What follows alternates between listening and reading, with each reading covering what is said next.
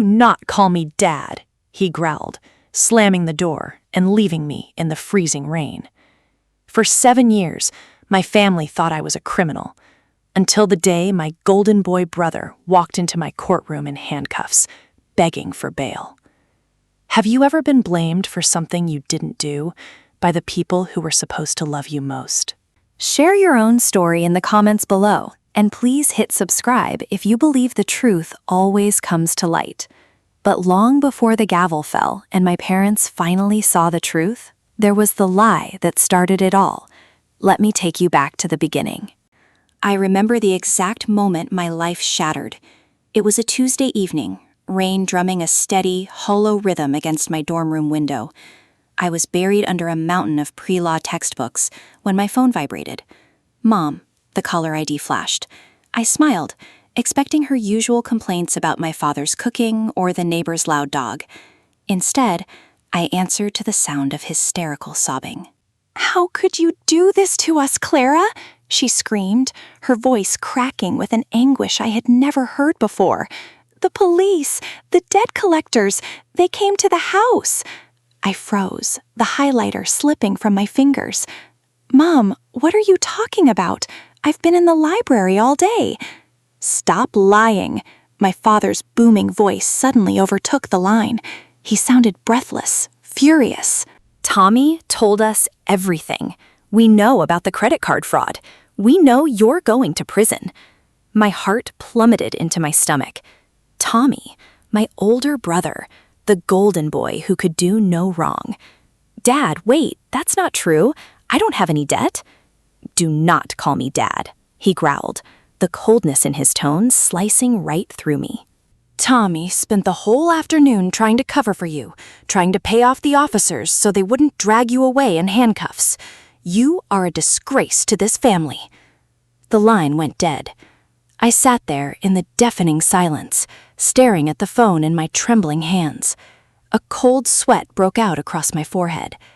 Tommy had a gambling problem, one he had sworn to me he was getting help for. But he hadn't. Instead, he had taken my name, ruined my life, and convinced our parents I was a criminal. Panic is a physical weight. It crushed my chest as I scrambled to pack a small duffel bag, my mind racing faster than the train I took back to our hometown. Throughout the agonizing 2-hour journey, I dialed Tommy's number over and over. It went straight to voicemail every single time. He was ignoring me. I stared blankly out the window as the dark countryside blurred past, piecing together the nightmare. 2 months ago, my wallet had mysteriously gone missing after a weekend visit home. I had canceled the cards, or so I thought, but I hadn't checked my credit report. Tommy must have intercepted my mail. He had always been brilliant at forging signatures and spinning tales.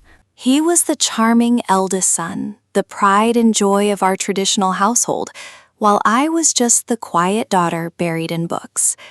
I realize now that the officers who came to the house were likely just aggressive loan sharks or debt collectors my brother had hired to put on a show. Or perhaps they were real police, and Tommy had somehow painted me as the sole mastermind of his financial ruin. By the time I reached the familiar suburban street I had grown up on, the rain was pouring in sheets. The streetlights flickered, casting long, eerie shadows across the pavement. I ran toward my childhood home, desperate to explain, to show them my bank statements, to prove I was innocent. But as I turned the corner, my steps faltered. There, sitting on the front porch, getting soaked in the torrential downpour, were 3 black trash bags. They were stuffed with my childhood belongings, my clothes, my photos. I was already locked out. I stood frozen on the sidewalk, the icy rain soaking through my thin jacket. Those trash bags felt like tombstones, marking the end of my place in this family. Gathering whatever courage I had left, I walked up the driveway and pounded my fist against the heavy oak door. "Dad! Mom! Open the door, please!" I cried out, my voice raw and desperate. Through the front window, the curtains twitched. I saw the silhouette of my mother, her hand covering her mouth as she turned away. Then the deadbolt clicked. The door opened just a few inches, held securely by the chain lock. My father stood there, his face an impenetrable mask of disgust. Behind him, standing in the warm glow of the hallway, was Tommy. He had the audacity to look sorrowful, playing the part of the grieving, disappointed brother to perfection. "Dad, please look at me," I begged, shivering uncontrollably. "I didn't do this. Check my records. Check Tommy's bank accounts. He's the one who stole my identity." "Enough," my father barked, his voice echoing in the quiet neighborhood. "Tommy emptied his savings today trying to keep you out of jail. He sacrificed his own future to pay off your fraudulent debts, and you have the nerve to stand there and accuse him?" "He's lying," I sobbed, tears mixing with the rain on my cheeks. I looked past my father. "Tell them the truth, Tommy, please." Tommy just slowly shook his head, looking down at the floor. "I'm sorry, Clara," he said softly, his voice dripping with fake pity. "I can't protect you anymore. You need to face the consequences of your crimes." I gasped, completely paralyzed by the sheer magnitude of his betrayal. "You have broken your mother's heart," my father said, his voice dropping to a harsh, final whisper. "We raised you better than this. To steal, to lie, to embarrass us in front of the whole neighborhood? You are no longer our daughter." "Dad, no!" I reached my hand through the crack in the door, desperate to hold on to him. He didn't hesitate. He forcefully shoved my hand away, his eyes devoid of any warmth or love he had ever shown me. "Do not contact us again. Go serve your sentence, Clara. Maybe prison will teach you the morals we apparently failed to instill." The door slammed shut with a sickening thud. The deadbolt slid back into place, sealing my fate. I fell to my knees on the wet concrete porch, the harsh sound of my own weeping drowned out by the thunderstorm. For 7 years, I would relive that moment in my nightmares, the sound of that door closing, the image of my brother's fake, sorrowful posture. I sat there for what felt like hours, waiting for the door to open, waiting for them to realize they had made a terrible mistake. But the porch light clicked off, plunging me into complete darkness. They were gone. I was truly, utterly alone. Eventually, the cold seeped deep into my bones, forcing me to move. I numbly gathered the wet trash bags, dragging them behind me as I walked away from the only home I had ever known. I didn't know where I was going. I had no money, no family, and my credit was completely destroyed. But as I walked into the dark, rainy night, a tiny hot spark of resolve ignited in my shattered chest. I was not going to let Tommy win.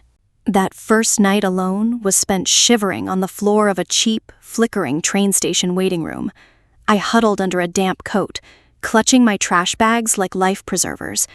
Every time I closed my eyes, I saw my father's disgusted glare and my mother turning her back on me. The pain in my chest was so sharp, I thought my heart was physically tearing apart. Why hadn't they even looked at the evidence? Why was Tommy's word the undeniable truth, while mine was discarded like garbage? The answer was bitter and simple. He was the golden sun, and I was just the quiet shadow. As the bleak morning sun finally crept through the grimy station windows, I made a promise to myself. I pulled out my damp, wrinkled pre-law textbook from one of the bags. Tommy had accused me of being a criminal. My parents had condemned me to be a convict. I would prove them all wrong in the most undeniable way possible. I would not just survive, I would become the absolute embodiment of the law they thought I had broken. I would become a judge. The journey ahead was a mountain of impossible odds. I had to freeze my credit, report the identity theft, and fight the financial wreckage Tommy left behind, all while working 3 minimum wage jobs to pay for night classes. There were days I lived on nothing but plain rice and tap water. There were nights I cried myself to sleep from the sheer exhaustion of loneliness, but I never gave up. I channeled every ounce of my grief, every tear shed on that rainy porch, into an unbreakable, steel-forged determination. I was going to rewrite my story. The years that followed were a blur of fluorescent library lights and spilled coffee. Clearing my name was an agonizing, bureaucratic nightmare. I had to file police reports against unknown perpetrators to freeze the fraudulent accounts Tommy had opened. I couldn't bring myself to formally press charges against my own brother, a lingering, pathetic shred of family loyalty I couldn't quite kill. So I bore the heavy financial burden, negotiating settlements and working triple shifts at a local diner.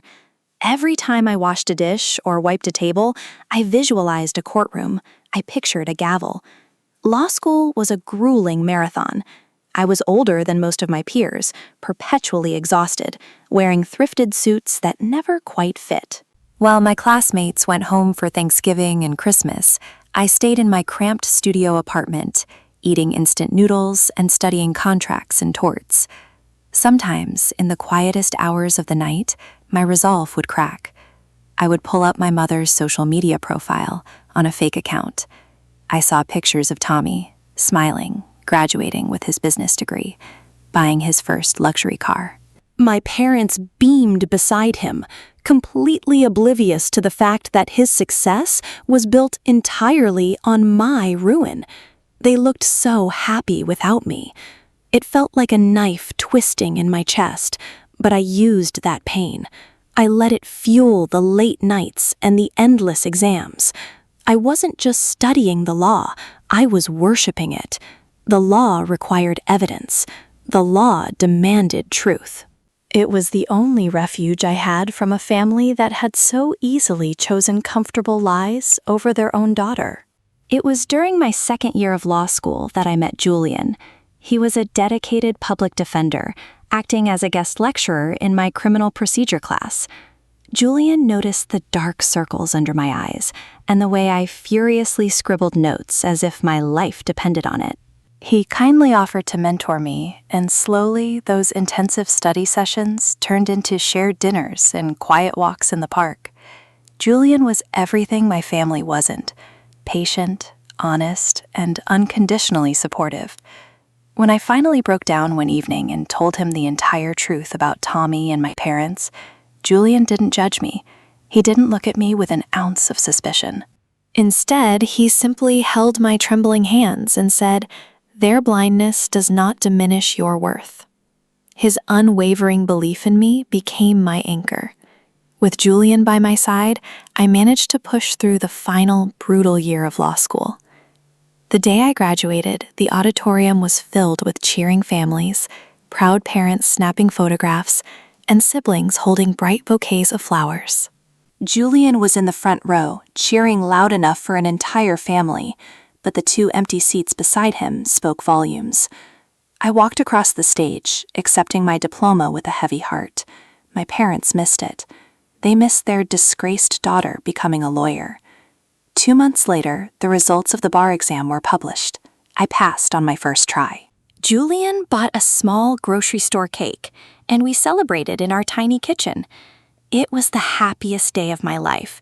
Yet, as I blew out the single candle, I silently wished my mother could have been there to see it.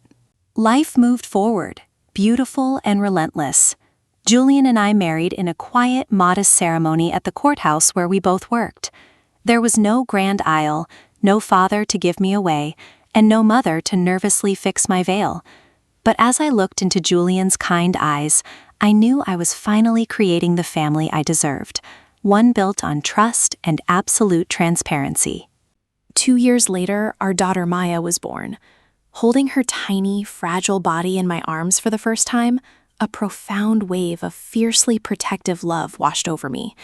I traced her little fingers, making a silent vow that I would never, ever let anyone make her feel the way my parents had made me feel. But motherhood also brought a new, complicated layer of grief. As Maya took her first clumsy steps and mumbled her first words, the absence of her grandparents felt heavier. They were missing all of it. They didn't know they had a beautiful, bright-eyed granddaughter who loved painting and chasing butterflies in the yard. Sometimes Julian would find me weeping quietly in the nursery while Maya slept. He understood the unspoken sorrow, the realization that my parents had chosen a lie over a lifetime of memories with us. Meanwhile, my career skyrocketed. I transitioned from a relentless, hard-working prosecutor to a respected magistrate, building a solid reputation for being tough but profoundly fair. I knew what it felt like to be falsely accused, to be violently stripped of a voice. I made sure my courtroom was a sanctuary of truth, a place where cold, hard facts reigned supreme over manipulation and theatrics. 7 years. It had been 7 full years since the heavy oak door of my childhood home was slammed in my face. 7 years since I dragged those black trash bags through the freezing rain. Now I sat in a spacious, mahogany-paneled office, staring out at the bustling city skyline. The polished brass nameplate on my heavy wooden desk read, Honorable Clara Hayes. Being appointed as a judge was the ultimate culmination of every tear, every sleepless night, and every sacrifice I had made. The local news had even run a small feature on my appointment, highlighting my rapid ascent in the legal world. I secretly wondered if my father still read the morning paper, if he had seen my face and realized I wasn't rotting in a prison cell for debt fraud. But no phone calls came. No letters arrived. Silence remained their only language. I had finally found genuine peace with that silence.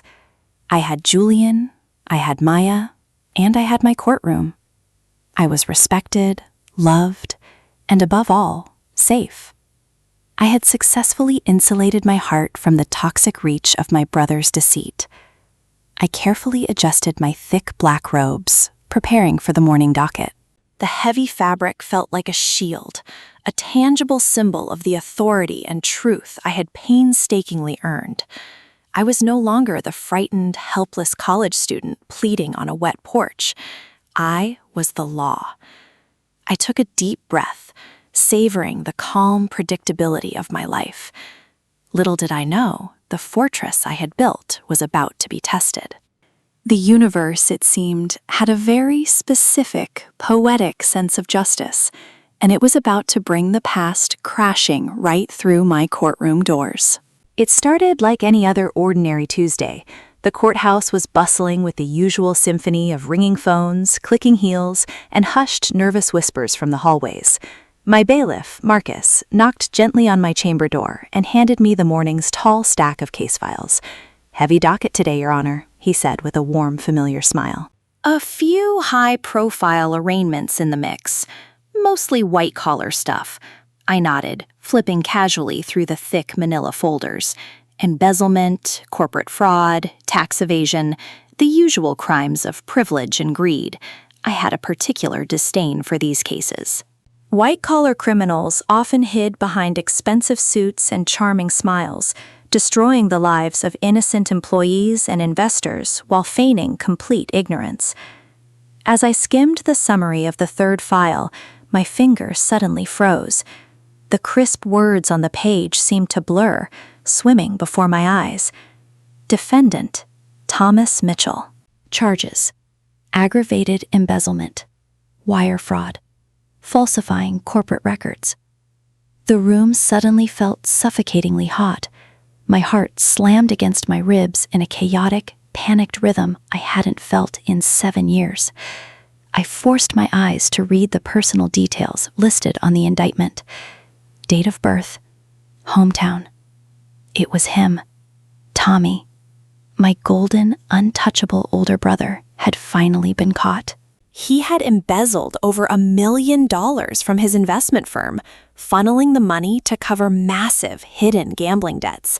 The very same addiction that had destroyed my life all those years ago. The air completely vanished from my lungs. Marcus, noticing my pale expression, stepped forward with concern. "Judge, are you all right?" I slowly closed the file, my hands trembling slightly against the cool wood of my desk. "I'm fine, Marcus," I lied, my voice remarkably steady. "Let's begin." I stood behind the heavy mahogany door that separated my private chambers from the courtroom. My hands gripped the cool, dark fabric of my judicial robe, my knuckles turning stark white. Beyond this door sat the people who had erased me from their lives without a second thought.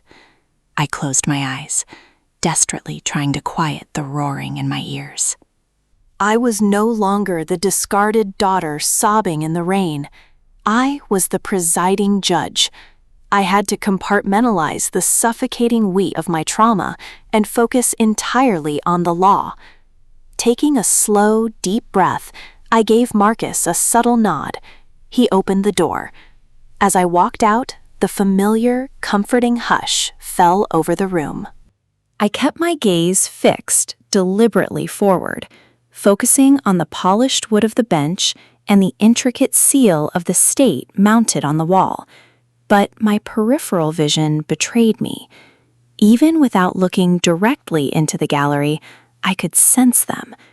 When I finally reached my chair and turned to face the room, my eyes involuntarily scanned the front row of the public seating area. There they were. My mother looked frail, her hair now heavily streaked with gray, her hands anxiously twisting a crumpled tissue.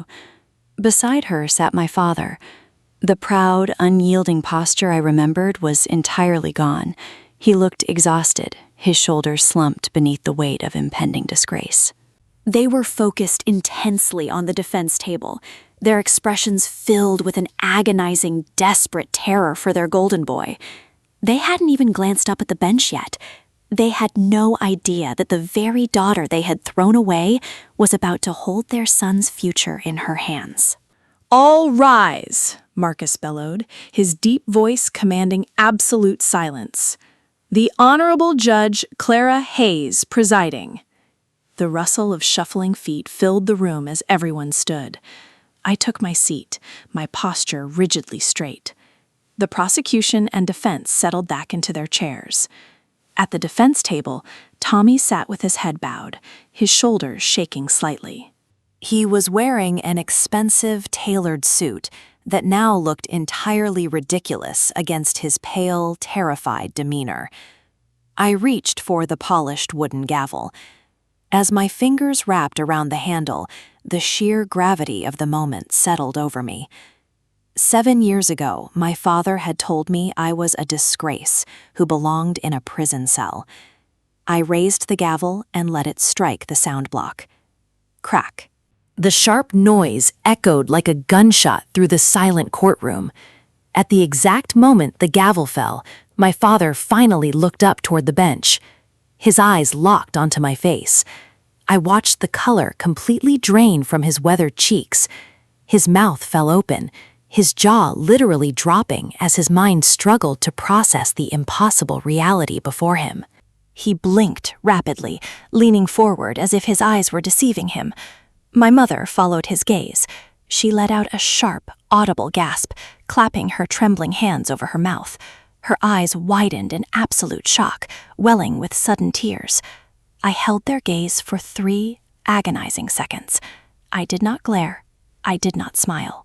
I offered them nothing but the cold, impenetrable neutrality of a magistrate. I saw the horrifying realization wash over my father's face. The criminal daughter he had disowned was sitting in the highest seat of authority, while the son he had worshipped was wearing the invisible shackles of a felon. I forced my attention away from the gallery and looked down at the defense table. "Case number 409B, I announced, my voice steady and completely devoid of emotion. The State versus Thomas Mitchell. At the sound of his name, Tommy finally lifted his head.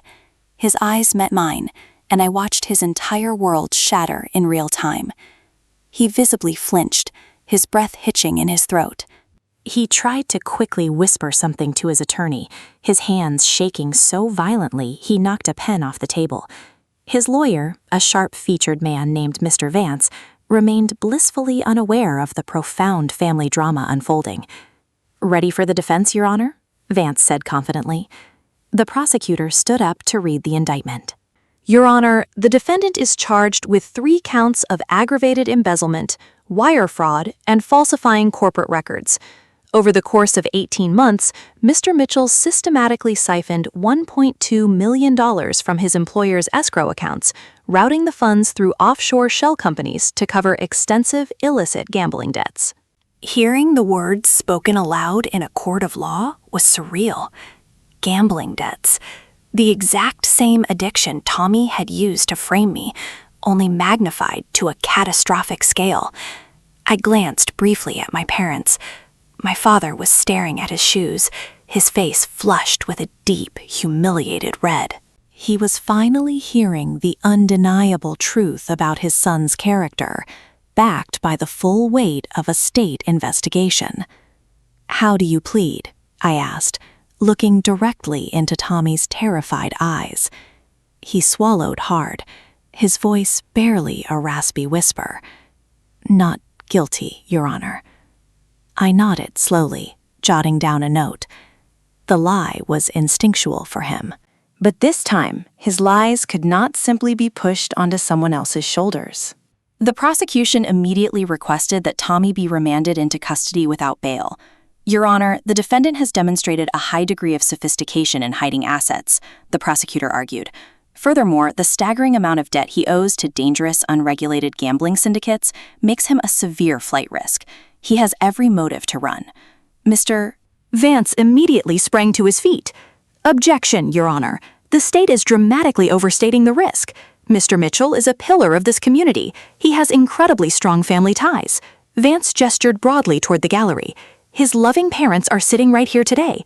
They are willing to put up their home, the house he grew up in, as collateral for his bond." My pen stopped moving. A sickening wave of nausea rolled through my stomach. My parents were willing to sign away their home, their entire livelihood, to protect a man who had stolen millions. "Mr. Mitchell is a man of impeccable character who simply lost his way," Vance continued, completely oblivious to the bitter irony of his words. "He is deeply remorseful.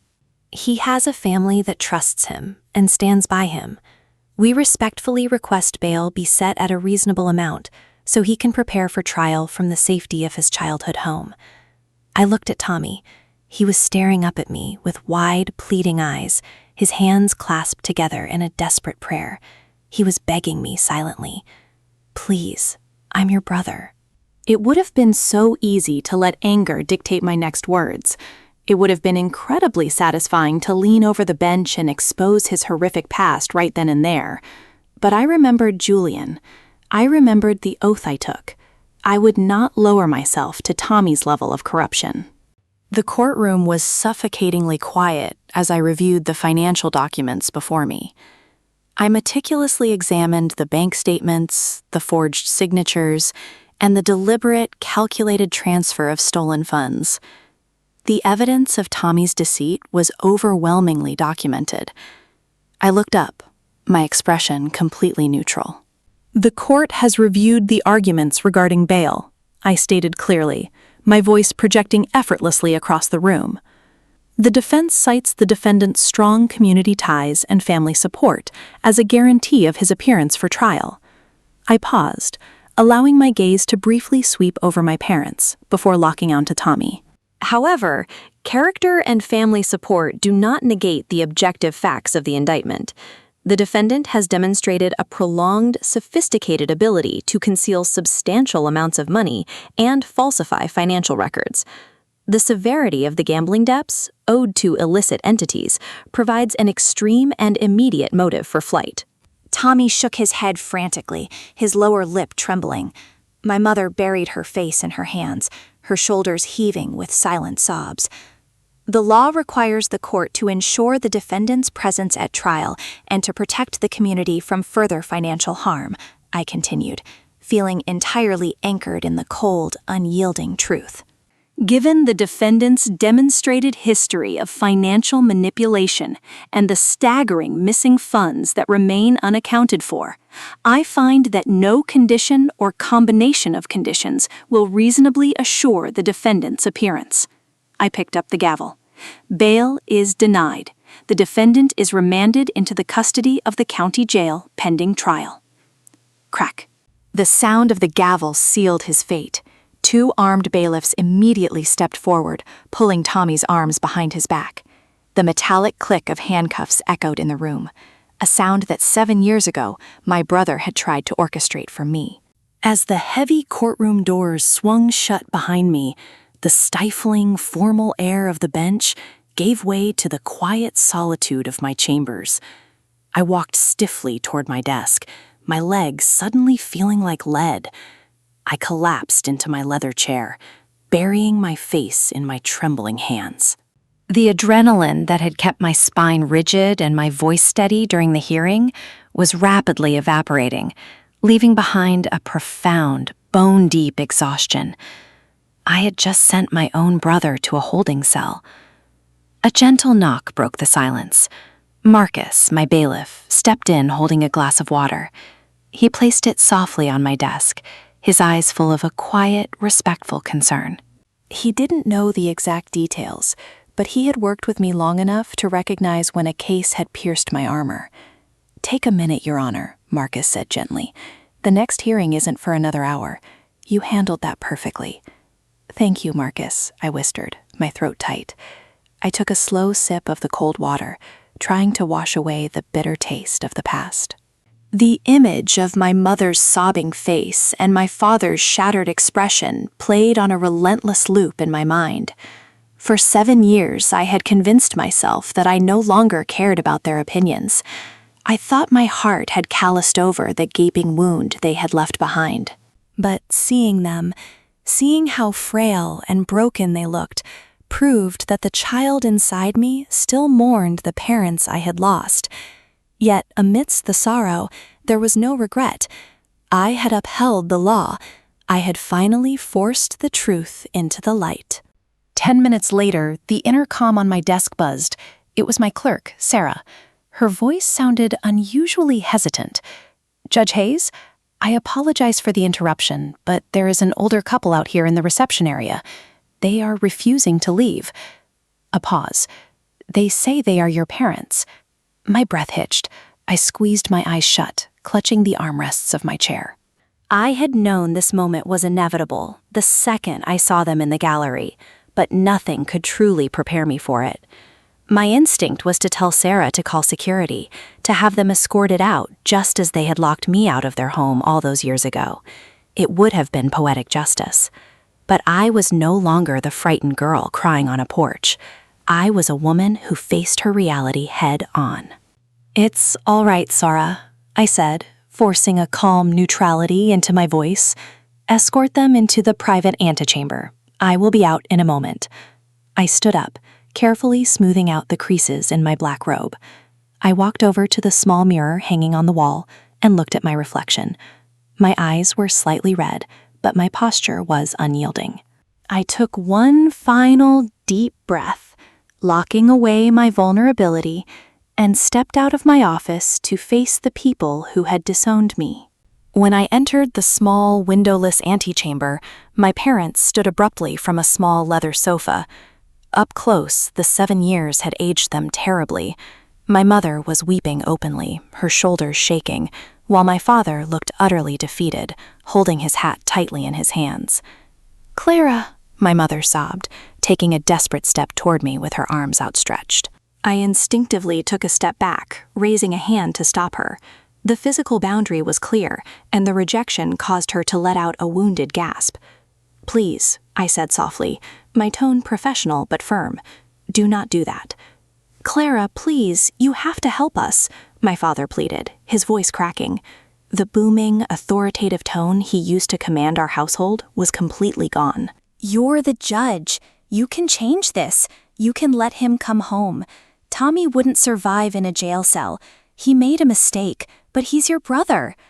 I stared at him, genuinely astounded by his blindness. "I am the presiding judge over this jurisdiction, which means I cannot and will not show favoritism." In fact, due to our biological relation, I will be legally recusing myself from this trial by the end of the day. A different judge will handle his case moving forward, but the bail ruling stands. How can you be so cold? My mother cried, wiping her tears. We are your family. You ceased being my family 7 years ago, I replied evenly, looking directly into my father's eyes. When you chose a lie over your own daughter. The room fell dead silent. The only sound was the faint hum of the air conditioning. My father stared at me, his brow furrowed, as if struggling to translate a foreign language. What do you mean? He whispered. The charges read in court today, I said, crossing my arms over my robe. Aggravated embezzlement to cover illicit gambling debts. Does that sound familiar to you? Because it should.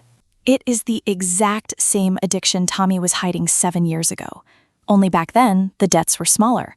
Back then, he stole my identity, ruined my credit, and hired thugs to come to your house to convince you it was my fault. I watched my father's eyes widen as the horrific realization finally struck him. The puzzle pieces he had stubbornly ignored for nearly a decade violently snapped into place. Tommy's sudden sacrifices, my frantic denials, the exact nature of Tommy's current crimes. Oh my God, my mother breathed, her hands flying to her mouth. She looked at my father, sheer horror dawning on her face. David, she's telling the truth. Tommy lied to us. My father stumbled backward, leaning against the wall for support. The color completely drained from his face as the magnitude of his failure washed over him. He had banished his innocent daughter to the streets to protect a lying thief. Clara, we didn't know, my father choked out, tears finally spilling over his eyelashes. We thought. You thought what Tommy told you, I finished for him, my voice devoid of anger, leaving only a hollow sadness. You didn't even look at my bank statements. You just locked the door. I didn't stay to watch them cry.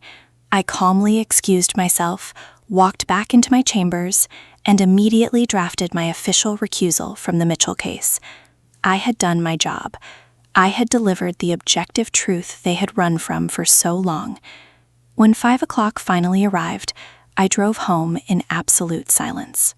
The weight that had sat on my chest for 7 years was gone, replaced by a strange, quiet emptiness. I pulled into my driveway and saw the warm, golden light spilling from the windows of my living room. As I unlocked the front door, the smell of baking chicken and garlic hit me. Maya, my 4-year-old daughter, came sprinting down the hallway, her pigtails bouncing. "Mommy!" She shrieked, throwing her little arms around my legs. I dropped my briefcase and knelt down, pulling her into a fierce, desperate hug. I buried my face in her hair, inhaling the sweet scent of strawberry shampoo. Tears, real, healing tears, finally slipped down my cheeks. Julian emerged from the kitchen, wiping his hands on a towel. He took one look at my face and immediately knew something massive had shifted. He walked over, kneeling beside us, and wrapped his strong arms around both me and Maya. "They were in my courtroom today," I whispered into his shoulder, my voice shaking. Tommy was the defendant. Julian just held me tighter, kissing the top of my head. He didn't press for details. He just offered the unconditional safety I had craved my entire life. Surrounded by my husband and my daughter, I realized I had already won. I didn't need my parents' apologies to heal. I had built a home where the doors would never, ever be locked. In the weeks that followed my recusal from Tommy's case, my office mail began to change. Interspersed among the legal briefs and court memos were crisp white envelopes bearing my father's unmistakable, sharp handwriting. At first, I simply tossed them into the shredder unopened. The sound of the blades destroying the paper offered a fleeting, petty sense of satisfaction. But as the envelopes kept arriving, week after week, the shredder ceased to be a comfort. One rainy Thursday afternoon, I finally opened one. The letter was written on my mother's floral stationery, the ink blotted with what were undeniably tear stains. It was a chaotic outpouring of grief, guilt, and desperate apologies. "We were fools," she wrote. "We were blinded by what we wanted to believe." "We failed you, Clara. We destroyed our family to protect a phantom." Reading those words did not bring the victorious vindication I had once imagined during my coldest nights in law school. Instead, it just brought a profound, heavy sadness. I sat at my mahogany desk, tracing the tear stains with my index finger, mourning the lost time. They had finally realized the truth, but realization could not unbreak the past. It could not retroactively shelter me from the years of starvation, loneliness, and despair. I folded the letter carefully and placed it in the bottom drawer of my desk. I wasn't ready to reply. I needed time to protect the peace I had so painstakingly built with Julian and Maya. Forgiveness, I was learning, was not a sudden flick of a switch. It was a long, complex, and deeply exhausting road, and I was entirely in control of when or if I decided to walk it. I deliberately kept my distance from Tommy's trial, trusting the judicial system to do its job without my shadow looming over it. Judge Harrison, a stern but fair colleague, took over the proceedings. The trial was swift, largely because Tommy's web of lies collapsed entirely under the weight of forensic accounting. There was no one left for him to blame. On a crisp Tuesday morning, Julian called me during my recess. "It's over," he said gently, his voice radiating quiet support through the phone. "The jury came back, guilty on all counts." I closed my eyes, letting out a long, shuddering breath. "And the sentencing?" 10 years, Julian replied. "No chance of early parole, given the offshore accounts and the failure to restitute the stolen funds." 10 years. My brother, the golden boy who had once manipulated my parents into throwing me out like garbage, was now facing a decade behind steel bars. I hung up the phone and stared out the window of my chambers, watching the city below. I felt no joy, no triumphant urge to celebrate his downfall. I only felt a solemn, overwhelming sense of finality. The cosmic scales had finally balanced. The lie that had defined my early adulthood was dead and buried in the public record. Tommy's illusion of perfection was shattered, leaving behind nothing but the tragic reality of his choices. As I prepared to walk back into my own courtroom to preside over the afternoon docket, I realized my anger toward him was gone. He was no longer the monstrous architect of my ruin. He was just a broken man facing the consequences of his own hubris. 6 months after Tommy's conviction, another envelope arrived at my office. This one was different. It wasn't a desperate plea or a rambling apology. It was a short, respectful note from my father. "Clara, we do not expect your forgiveness. We do not deserve it. But we are moving to a smaller apartment on the edge of town. We had to sell the house to settle some of the civil suits against Tommy. We would like to see you, just once, to apologize to you in person. We promise to leave you alone afterward if that is what you wish." I brought the letter home and showed it to Julian. We sat at the kitchen table, the soft glow of the overhead light illuminating the worn edges of the paper. In the living room, Maya was happily building a tower out of wooden blocks, completely oblivious to the generational trauma sitting on the table. "What do you want to do?" Julian asked softly, covering my hand with his. I looked at Maya's joyful, innocent face. I didn't want her to inherit my bitterness. I wanted her to know a mother who was strong enough to face her past without being consumed by it. My parents had paid a terrible price for their blindness. They had lost their son to the prison system, their home to the courts, and their daughter to their own ignorance. "I think I'm ready to look at them," I whispered, my voice trembling slightly. "Not as a judge, just as Clara." Julian squeezed my hand, offering me the quiet strength that had anchored me for years. "Then we'll go together. You don't have to do it alone." We agreed to meet at a quiet, unassuming coffee shop midway between the courthouse and their new, modest apartment. I deliberately chose a public space to prevent any dramatic emotional outbursts. Julian sat by my side in the corner booth, his presence a comforting shield. When my parents walked through the door, my breath caught in my throat. The stress of the trial and the loss of their home had aged them another decade. My father, once a proud, towering figure, walked with a noticeable stoop, wearing a faded sweater that looked entirely too large for him.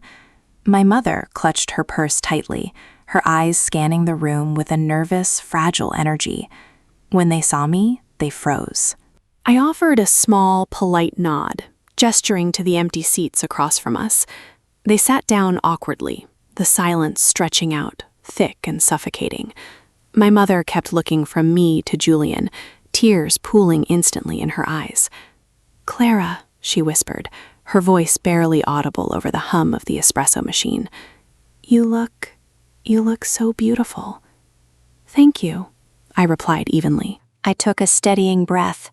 "This is my husband, Julian. He's a public defender." My father reached out a trembling hand to shake Julian's.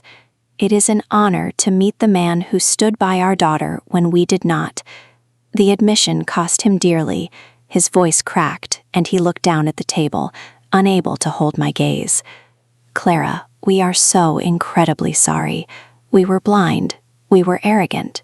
We let him manipulate us, and we sacrificed you. There are no words to fix it." Hearing the unvarnished, humble truth from my father's lips felt surreal. The arrogant patriarch was gone, replaced by a shattered, remorseful old man. "You're right," I said gently, ensuring my voice carried no malice, only truth.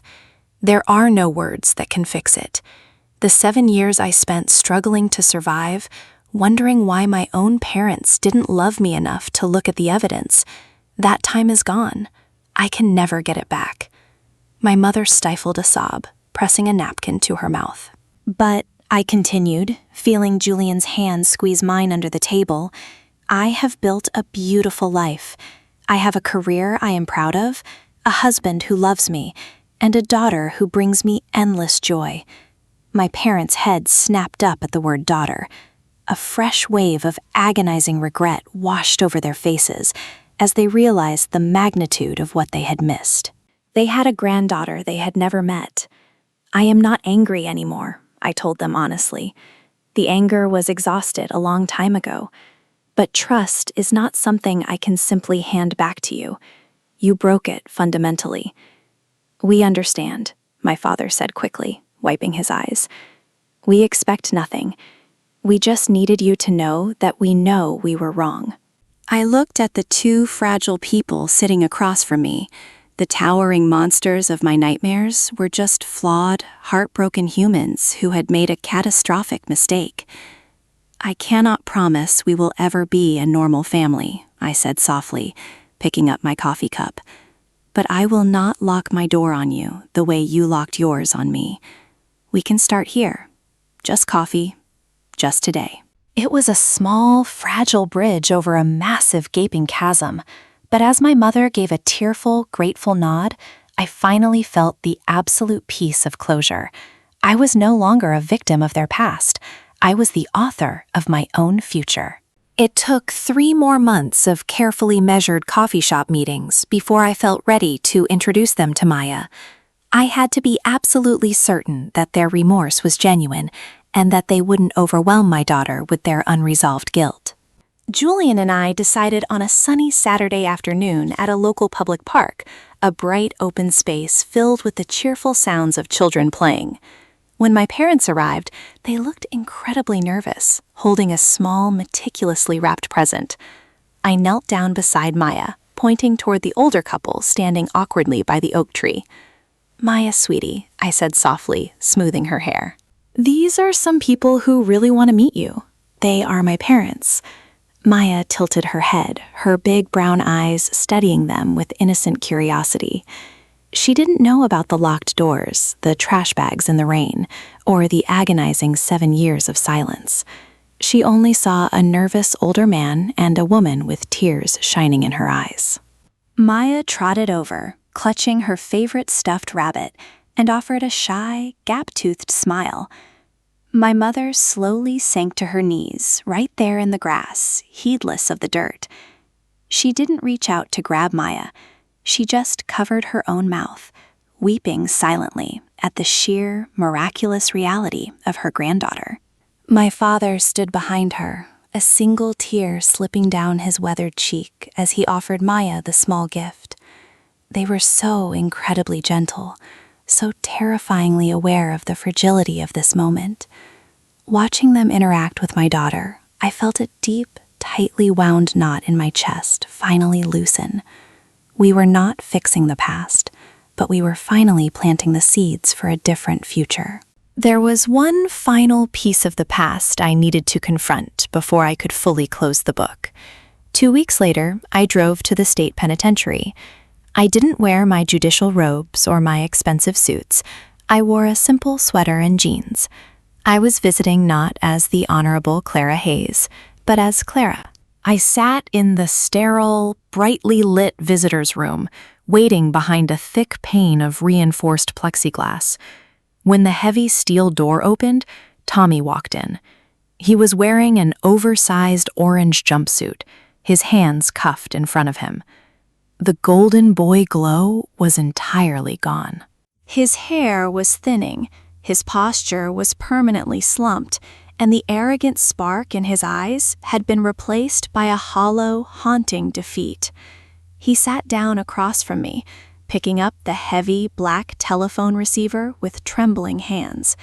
I picked up mine. "You came," Tommy rasped, his voice sounding entirely unused. "I did," I replied evenly. I felt no urge to yell, no desire to gloat. Clara, He choked on his words, tears immediately pooling in his eyes. "I am so sorry. For all of it. For the debt, for Mom and Dad, for the 7 years. I was a coward. I was sick, and I ruined your life to save my own." "You did," I agreed, my voice steady and unyielding. "You broke our family. But I want you to know something, Tommy. You didn't ruin my life. You forced me to build a better one. I am a judge. I have a family who loves me. I survived your lies." Tommy pressed his forehead against the cold glass, sobbing openly. I watched him for a moment, finding the final piece of my closure in his tears, before gently hanging up the phone. Rebuilding a relationship with my parents was a slow, deliberate, and deeply realistic process. There were no overnight miracles. There were awkward dinners where conversation stalled, and there were moments when a specific phrase or tone from my father would unexpectedly trigger a flash of my old panic. But the difference now was transparency. When those moments happened, I spoke up, establishing firm, uncrossable boundaries. To their immense credit, my parents respected every single rule I laid down. They never pushed for more time than I offered. They never showed up unannounced. They treated their access to my life as the profound privilege it was. Slowly, the awkwardness began to fade into a comfortable, albeit cautious, routine. My father taught Maya how to plant tomatoes in our backyard garden, his booming laugh returning as a softer, more joyful chuckle. My mother began baking again, bringing over warm apple pies and sitting quietly with Julian in the living room while I graded legal briefs at the dining table. They were different people now. The arrogance that had blinded them to Tommy's faults had been burned away by the devastating consequences of his actions. They had been humbled by life, and in that humility, they finally found the capacity to be the supportive parents I had always needed. I learned that forgiveness is not an eraser. It does not wipe away the pain of the past. Instead, forgiveness is a bridge built directly over the trauma. It allows you to cross over to the other side without having to swim through the toxic waters below. I was finally standing on the other side. 3 years after Tommy's sentencing, I celebrated my 10-year anniversary of passing the bar exam. The local bar association held a small, formal ceremony to honor the milestone. recognizing my swift transition from a struggling law student to an established, respected magistrate. I stood at the podium in the crowded banquet hall, looking out over the sea of faces. Julian was in the front row, his eyes shining with that same unwavering, unconditional pride he had shown me in my tiny studio apartment a decade ago. Maya, now 7 years old, was sitting beside him, wearing a frilly dress and waving enthusiastically. But my eyes drifted to the back of the room. Sitting quietly in the last row, trying not to draw any attention to themselves, were my parents. My father was wearing his best, albeit worn, suit. My mother was clutching a tissue, beaming with a quiet, overwhelming pride.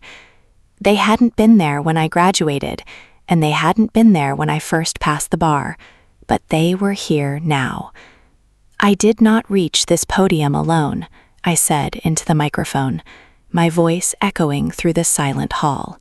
I stand here because of the unwavering support of my husband, the joy of my daughter, and the profound, difficult lessons I learned about truth, justice, and the resilience of the human spirit.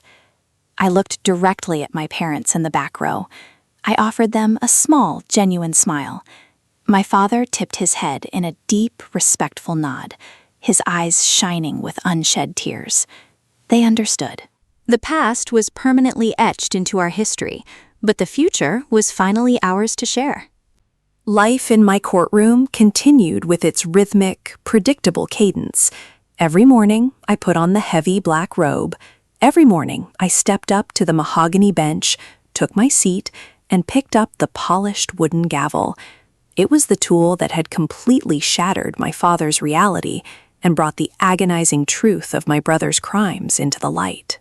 But as I sat in my chambers on a quiet Friday afternoon, packing my briefcase to head home for the weekend, I realized that the gavel was no longer a symbol of my vengeance.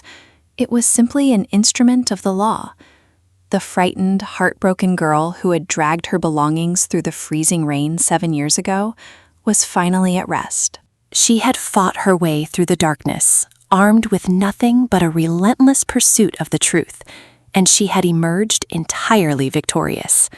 I had proven my innocence not by begging for their belief, but by embodying the very justice they thought I lacked.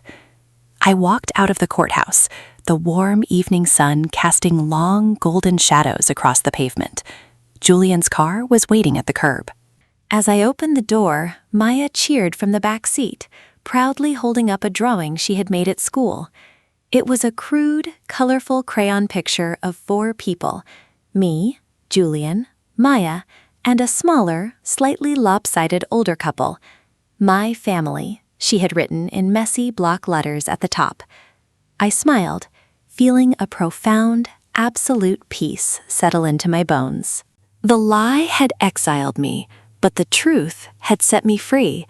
I closed the car door, leaving the courthouse behind, and finally went home.